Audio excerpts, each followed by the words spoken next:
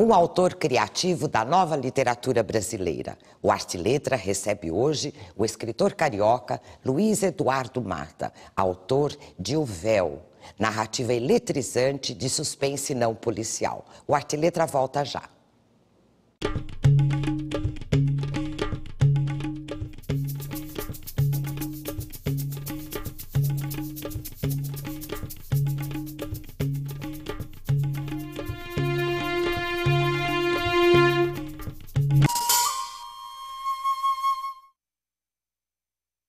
O Arte e Letra recebe hoje o escritor Luiz Eduardo Mata para falar do seu novo livro, O Véu.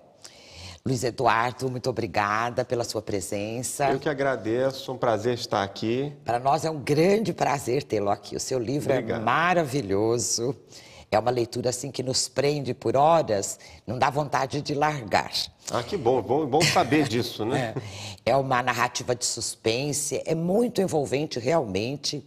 E você faz um percurso, você começa lá na Arábia Saudita, depois é no Rio de Janeiro, em Genebra, passa por outros países europeus, o Irã, a Armênia, e vai terminar lá no Azerbaijão. Sobre o Irã, você traz uma série de conhecimentos. Como é que foi isso? Como é que você, o escritor brasileiro, carioca, né? Que intimidade é essa que você tem com o Irã? Olha, a minha família, por parte de pai, é libanesa. Né? Meu pai já morreu, já tem 20 anos.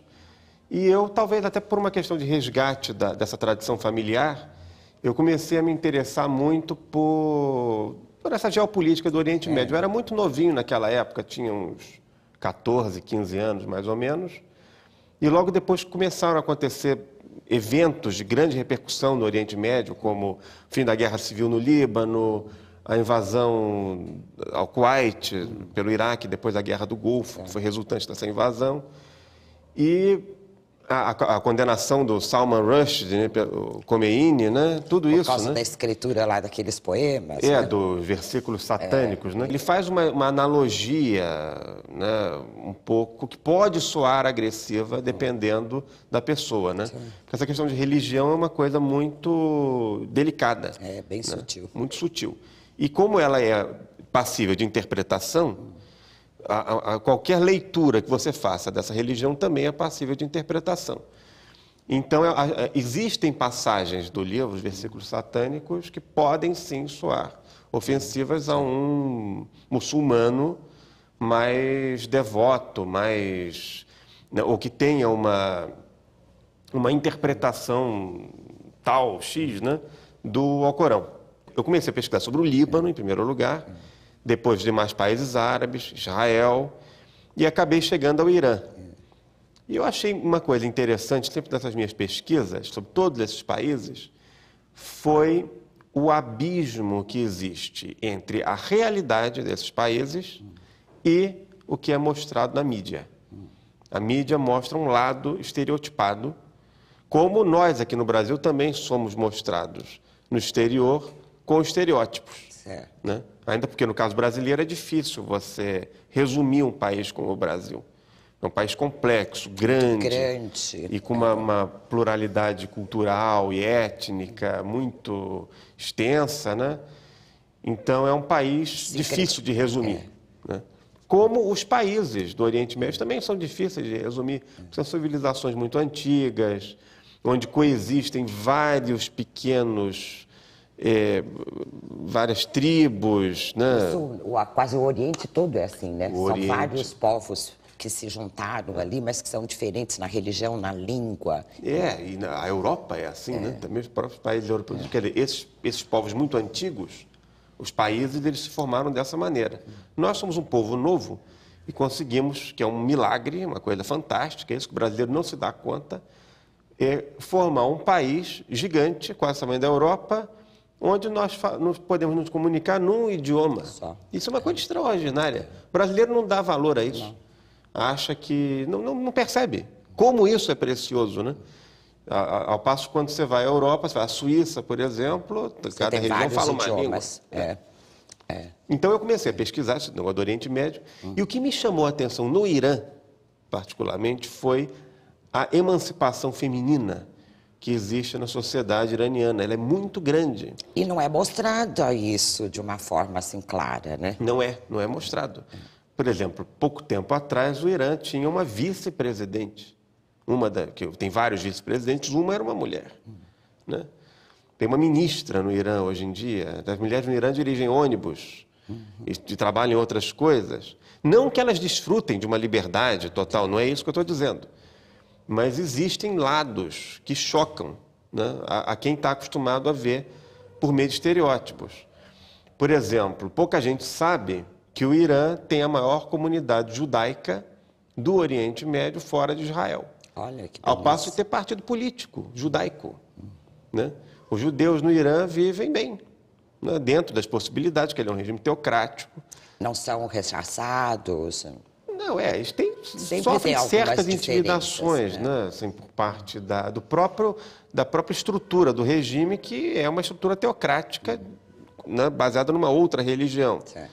Mas nunca houve fechamento de sinagogas, nem repressão, coisa alguma. Eles vivem bem dentro do país. Ao passo deles dizerem que muitos judeus no Irã dizem que eles são tão iranianos quanto os judeus. Né? Eles são... Se sentem, né? Lutaram na guerra Irã-Iraque, ao lado das tropas revolucionárias. Então, eu acho esses lados que contrariam o estereótipo fascinantes, porque são descobertas humanas. Certo. Você descobre, Você não fica verdade... só com aquilo que a mídia transmite para o mundo, não é? Exatamente. Eu procuro sempre ver o que está por trás daquela realidade.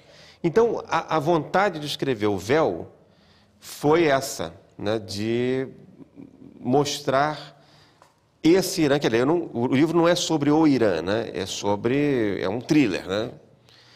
É sobre vários assuntos, mercado de arte. Sim, enfim, você passa por várias coisas. várias situações, né? Mas eu quis escrever um livro passado no Irã e mostrando esse Irã que não aparece e que é muito forte, né? E você traz, por exemplo, coisas muito atuais do Irã. Inclusive, você fala da eleição de 2009, que foi o ano passado, não é? Polêmica eleição. Polêmica eleição. E você trata isso, traz para o livro com uma descrição tão detalhada, contando os problemas, ou a polícia contra a população e vice-versa. Você estava lá? Ou como é que você acompanhou isso? Não. Como é que você trouxe essa realidade toda para o livro? Eu acompanhei muito de perto, eu estava no Brasil, não estava lá, mas eu tenho já por hábito, pelos meus outros livros, né, essa tradição de pesquisar muito a fundo os assuntos. E hoje em dia, com a facilidade da internet, você consegue acompanhar tudo em tempo real. Então, eu me enclausurei, me entrincheirei no meu escritório, lá no meu apartamento, e fiquei a madrugada inteira, do dia 12 para o dia 13 de junho de 2009, que foi eleição no dia 12, e teve apuração, saiu logo no dia 13. Então, eu fiquei acompanhando aquilo em tempo real, para saber, porque eu precisava colocar essas informações no livro. A Primavera Editorial, editora que publicou O Véu, que eu estou trabalhando agora, uma editora excelente, já tinha contratado o livro e eu pedi só mais um tempo para o livro começar a ser rodado, porque eu tinha que acompanhar esse processo eleitoral até o dia 27 de junho de 2009, que foi quando acabam no livro as cenas do Irã. Porque O Véu se passa, a maior parte da narrativa, durante o mês de junho de 2009. Isso. Né? Começa no comecinho, né, do mês, com o atentado na Casa Quintanilha de Leilões, no Rio, e termina, né, as cenas do Irã, mais ou menos nessa época, quando termina, depois tem os capítulos finais que acontecem mais tarde. Mas eu precisava saber porque o Oriente Médio é um lugar instável. Tudo pode acontecer. De um dia para o outro. De um dia para o outro, né? Coisas assim imprevisíveis. E eu não poderia... E como eu faço os meus livros sempre com uma base de realidade muito grande, eu não poderia escrever... Se eu escrevesse uma cena sem saber exatamente o que tinha acontecido, e num momento em que o Irã estava no centro da mídia... eu poderia cometer um erro crasso, né? E ficaria ruim porque era muito recente o fato, não é? E muito documentado, né? Então eu fui e acompanhei até o final. Mas eu fiquei o tempo todo lá e vendo a televisão iraniana, os jornais, as manchetes, e eu comparava também as manchetes dos jornais do Irã com os jornais ocidentais para fazer o que eu chamo de média aritmética da informação, porque nunca é. Igual você nunca vai achar, né? Não, você nunca é o que os dois lados estão dizendo, é sempre uma coisa intermediária. Por exemplo, quando teve a guerra no Iraque, os Estados Unidos diziam que tinham matado não sei quantos e o governo iraquiano dizia que tinham matado, vamos supor. Os americanos falaram que mataram 20 e o Iraque disse que foram 60. Aí você calcula que foram mais ou menos uns 35 e tal que morreram, porque não foi nem 20 nem 60. Está sempre na média. Sempre na média, né? E em termos de notícias políticas ou geopolíticas, isso é regra. Você não pode ouvir só um lado, você tem que ouvir todos. E uma coisa que dá para perceber no seu livro, você passa por situações, por países assim bem diferentes, e você traz muito a realidade para a ficção. Uma coisa que me intrigou, como é que você cria as personagens? Você se baseia em alguém que você mais ou menos conhece, viu ou sabe a profissão que exerce? Porque você tem personagens assim bem definidos. Eu senti isso. As pessoas são pessoas o mais normais possível. Não são nem ótimas, excelentes, mas também não são péssimas. Elas são bem humanas, vamos dizer assim, né? E você estrutura essas personagens de uma forma assim bem real, né? Como é que você faz para trazer toda essa realidade? Como é que você se inspira para fazer esse thriller que você faz aí? Eu gosto de fazer com que o leitor pense que essas situações poderiam realmente ter acontecido. Então, eu procuro dar a maior base possível de veracidade à trama. É nisso que a pesquisa te auxilia, que te dá essa sustentação? Exatamente. Por exemplo, os personagens. Eu não me inspiro em ninguém em particular para compor um personagem. Mas, muitas vezes, o personagem, quando nasce, ele já surge como uma junção, talvez, de várias pessoas com as quais eu convivi ou que eu vi. Na realidade ou na ficção também, a ficção também pode fornecer matéria-prima, ajuda. Tanto é que eu estruturo meus livros um pouco como se fossem novelas, tem várias tramas, várias tramas, vários personagens que no fim um se liga com o outro aqui. Dá mesmo essa impressão de ser uma novela e é muito eletrizante, porque cada fato que acontece tem ligação com outro personagem de um outro núcleo. O thriller tem um ritmo que você não pode perder, né? Você não pode... Você tem que manter aquela velocidade e as cenas elas são sempre necessárias, até quando elas aparentemente parecem ser só decorativas, né? O que é uma cena necessária? É aquela cena que tem alguma função no conjunto da trama, né? O cara dá um espirro, mas aquele espirro não foi dado à toa, ele tem uma razão de ser, né? E essa estrutura, isso dá muito trabalho para fazer. Agora, a questão da novela... Você vê que o Véu só poderia ser um thriller brasileiro. Não poderia ser um thriller americano, né? Isso é outra coisa que eu acho. Tem que ser... E você é um dos poucos, na minha opinião, que faz um thriller com esse aspecto brasileiro. Assim. Ainda somos poucos. Já tem outros, né? Tem outros escritores aqui no Brasil fazendo. É uma coisa mais ou menos recente. E é um gênero que está procurando justamente encontrar esse caminho. Quer dizer, como conciliar um thriller, que é um gênero que não é brasileiro, a ponto do próprio nome ser uma apropriação inglesa, né? Como adaptar esse gênero universal, que tem suas bases, seus fundamentos, suas regras, à cultura brasileira. Ótimo. No próximo bloco, nós vamos continuar falando sobre cinema, sobre a literatura popular brasileira, certo? O Arte e Letra vai para um rápido intervalo e volta daqui a pouco. Até já.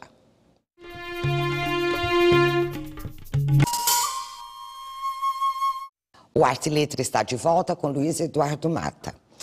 Luiz Eduardo, nosso papo está tão bom. Você faz essa mistura de realidade e ficção que eu acho encantador no seu livro, que é uma marca registrada, hein?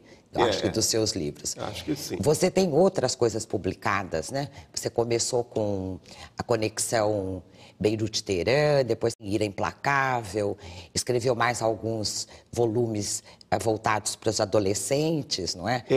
Dos adolescentes, literatura juvenil, também sou escritor de thrillers Gostaria que você juvenis. falasse um pouco sobre isso e sobre essa categoria de escritores de thriller brasileiros. Você disse que há outros também, né? Além de você. Mas não são muitos, não. Somos poucos ainda, mas eu espero que o contingente aumente agora nos próximos anos, porque justamente eu e esses outros escritores estamos buscando exatamente esse equilíbrio que eu estava falando, né, entre essa linguagem universal do thriller e a cultura brasileira, né? Como fazer isso? É uma experiência perigosa, ela pode dar resultados constrangedores, desastrosos. Eu, como leitor e como assistente de cinema, né, de pessoa que assiste cinema, eu já presenciei algumas dessas experiências que dá aquela vergonha alheia, as coisas assim meio aquela cópia descarada do estilo americano de fazer cinema, né? E de fazer literatura. A gente não pode copiar simplesmente que nós somos um país diferente. Com outras características e totalmente diferente. E com muita criatividade também, isso que me espanta. Exato, a gente tem muito caminho para explorar. Não é copiar o que vem de fora, não há necessidade. Se inspirar nisso e fazer um aproveitamento dessa linguagem. Você tem o modelo, né? O que é o thriller? Como é que tem acontece? Os fundamentos básicos, né? Suspense, mistério, tensão, ritmo, essas coisas. Mas é claro que a redação de um livro desses, ela é um trabalho autoral. Então, de qualquer maneira, eu como escritor, eu sou brasileiro, eu falo português, eu fui criado no Brasil, todo o meu imaginário, ele é brasileiro, né? Ou boa parte dele. Então, é lógico que quando eu vou escrever um livro desse, como Véu, ou como Juvenis, ou como meus outros thrillers, eu tenho a minha experiência para colocar nele e automaticamente a minha brasilidade, digamos, a minha latinidade vai automaticamente, lógico. Né, já é natural. Tanto assim que a gente está falando agora do ritmo da novela, né? O Véu, meus outros livros, 120 Horas, os Juvenis, eles são estruturados muito mais próximos de uma linguagem de telenovela do que de filme. Porque nós, no Brasil, somos um país em que o audiovisual brasileiro mais presente é a telenovela. E eu comecei, então, a ver alguns filmes, Hitchcock, né, uns filmes assim de mistério, um filme chamado Os Sete Suspeitos, que passava numa casa. E depois eu fui, então, para a literatura juvenil de mistério, que já naquela época ela era farta no Brasil. Eu comecei com um escritor chamado Ganimedes José, conhecido. Um grande escritor de literatura juvenil que morreu há 20 anos, praticamente não se falou sobre a morte dele, não se lembrou. E eu li muitos dos livros dele, com 10, 11 anos de idade. Meu pai abriu uma conta numa livraria para mim, lá perto da minha casa. Eu ia lá semanalmente e comprei os livros do Ganimedes pela ordem, né, que tinha a ordem dos livros dele. Você leu todos? Li todos. Depois li Marcos Reis, João Carlos Marinho, a Stella Carr, né, outros escritores brasileiros de mistério, policiais e tudo. E mais tarde eu passei para a estrangeira, Agatha Christie, em primeiro lugar. Talvez tenha sido a autora que mais me inspirou a fazer meus livros, embora seja suspense e mistério, mas não seja policial, né, o que eu escrevo. Agora, aí que vem o negócio do thriller brasileiro. Eu não sabia, ou não existia naquela época, livros brasileiros nessa linha. Estamos falando dos anos 80, final dos 80, né? 88, por aí. Não havia.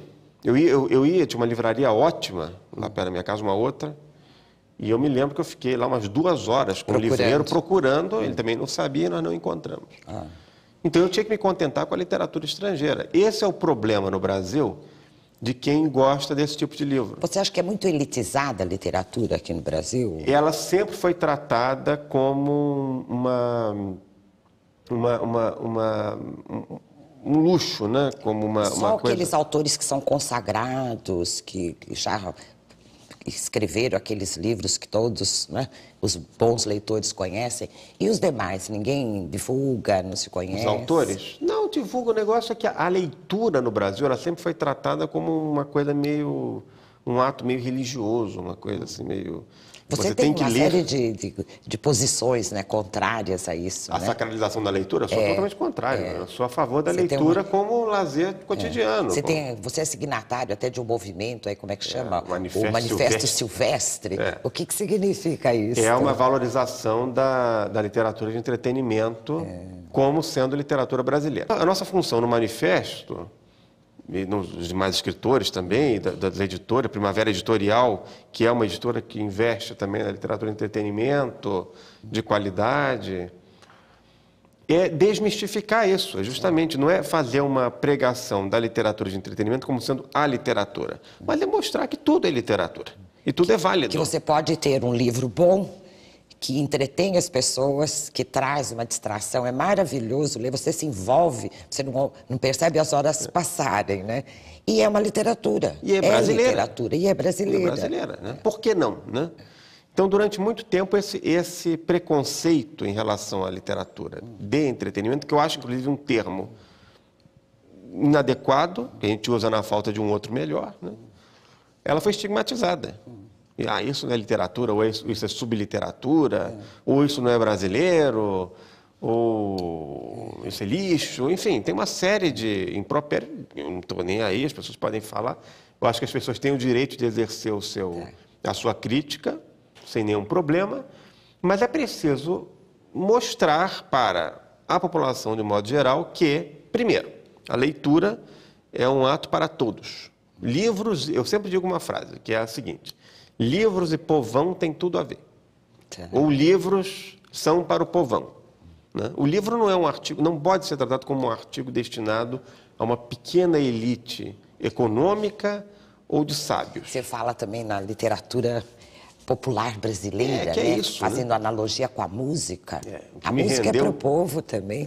Isso me rendeu muito xingamento. Eu fui xingado de praticamente todos os impropérios que existem no dicionário Aurélio, né? Dos mais reles aos mais pomposos, mas tudo bem, não tem problema. Mas né? tem que levar essa literatura para as pessoas, qualquer tipo de pessoa. Toda literatura. Toda literatura é válida e a leitura é um ato importantíssimo até para o exercício da cidadania. Eu, como sou autor juvenil, eu vou muito a escolas, visitar, falar com os alunos, professores, e eu sempre digo o seguinte: temos que ler. A leitura é prazerosa, ela é estimulante, vocês vão encontrar livros pelos quais vocês vão se encantar. Ler um livro é até mais estimulante do que ver pode ser mais estimulante do que ver um filme, do que jogar um jogo eletrônico. Agora, ler, acima de tudo, primeiro, um contato com o nosso grande bem cultural, que é a língua portuguesa, culta.